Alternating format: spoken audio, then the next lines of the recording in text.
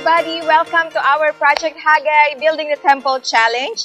And we are here again to give you update of what's happening. So nakikita niyo po sa front ng ating site is still ongoing ang construction, elevating the road and putting catch basin inside. At yan po, at para makita naman natin yung development sa loob, pasok po tayo. Dito po sa loob, ongoing po tayo sa ating pagdidig at the same time paglalagay ng water line. So here, mapapansin nyo po na ilagay na natin na sementohan na rin yung water line on this side. And we are currently installing the lavatory sink para po sa labas or washing area natin. And to continue on this side, yan, to just give you update for our comfort rooms or toilet and bath. We already have the water pipeline and the sanitary sewer line connected. So, ayan po. Naka-connect na siya sa ating septic tank. Here on the other side of our setback, we have already placed the drainage pipeline and the water line as well. At nakita po natin yung manhole na open. So, yun po yung bubuhayin at na clear out yung area here where we will place the temporary pantry. We have here a sink and also some things that we need in the pantry. So, dito pong area na yon. At nasemento na rin po nila yung kanilang pinaglagyan na mga pipings. And here naman po sa loob ng bahay, ang pinafokusan natin gawin this week is plumbing system. So, papakita po namin sa inyo yung update sa ating toilet and bath sa loob. In this first toilet and bath, ito po yung una nating natapos. Dito sa CR, meron na po tayong shower, line and shower, and the water closet and the line itself, and also the lavatory. So, kompleto na po ito, gumagana na. Yung tiles na lang, yung kailangan nating i-improve, and lilinisin na lang po itong area, and papalitan ng door. On the other side naman ng ating toilet and bath is ongoing. We'll place here a urinal. Ang nadagdag po dito ay urinal. And we also are installing right now water closet and lavatory. So expected po natin matapos to within the day. And papalitan din natin ang ating doors in this side. So that's the update in our sanitary plumbing system na finofokusan natin this week. Also, meron na rin tayong na-develop ilan sa electrical system, but we are still needing sponsors for all our needs in plumbing and electrical system.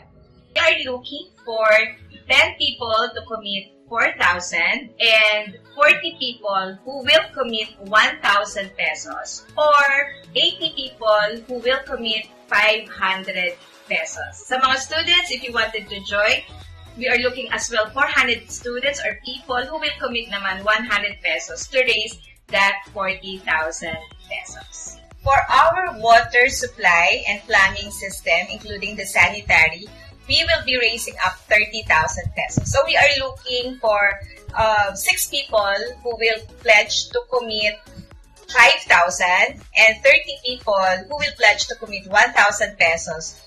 Or 60 people who will commit 500 pesos para po sa ating water supply and sanitary system.